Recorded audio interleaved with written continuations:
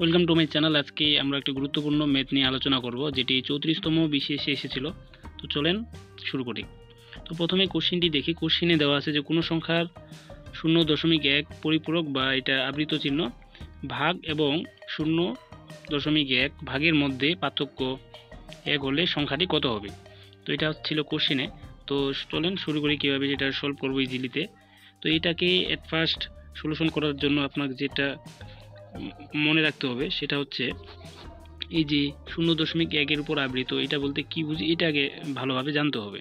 তো এটাকে যদি ক্যালকুলেশন করি, এখানে এটা যদি এই যে 0.1 যেটা হচ্ছে 0.1 উপরে আবৃত চিহ্ন, তো এটা বলতে জেনারেলি আমরা যেটা বুঝি 1 আর যার উপরে আবৃত চিহ্ন থাকবে, মানে এই চিহ্নটা উপরের যার উপরে থাকবে এটা অনবরত চলতেই থাকবে।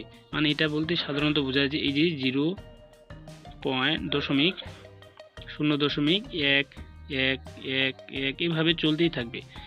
হ্যাঁ, মানে যার উপরে আবৃত চিহ্ন থাকবে, মানে উপরে আবৃত চিহ্ন বা এটা পৌনঃপুনিক চিহ্ন থাকবে, সেটা চলতেই থাকবে। যদি কথার কথা 0.2 এর পর্যন্ত যদি আবৃত চিহ্ন থাকে, এটা বলতে জেনারেলি বোঝায় 0.222 এইভাবে চলতেই থাকবে না, সেই জন্য এটাকে আবৃত চিহ্ন দিয়ে ইউজ করা হয়।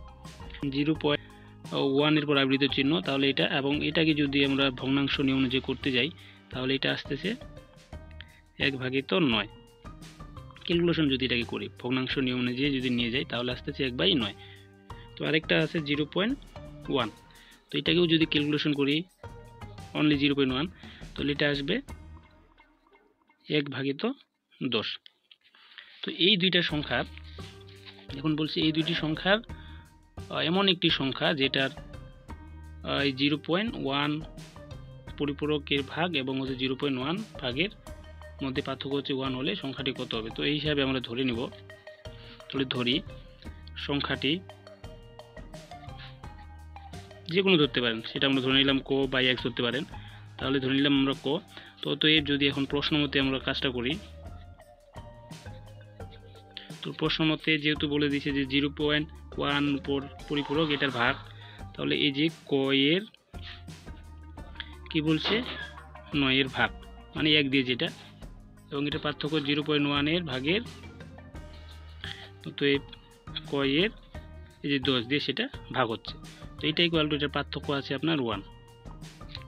তো এটা এখন ক্যালকুলেশন করলেই অ্যান্সার চলে আসবে। তো এটা লসাগু আসতেছে 90, তো 9 দিয়ে 10, তাহলে 10 ক বিয়োগ 9 ক ইকুয়াল টু 1।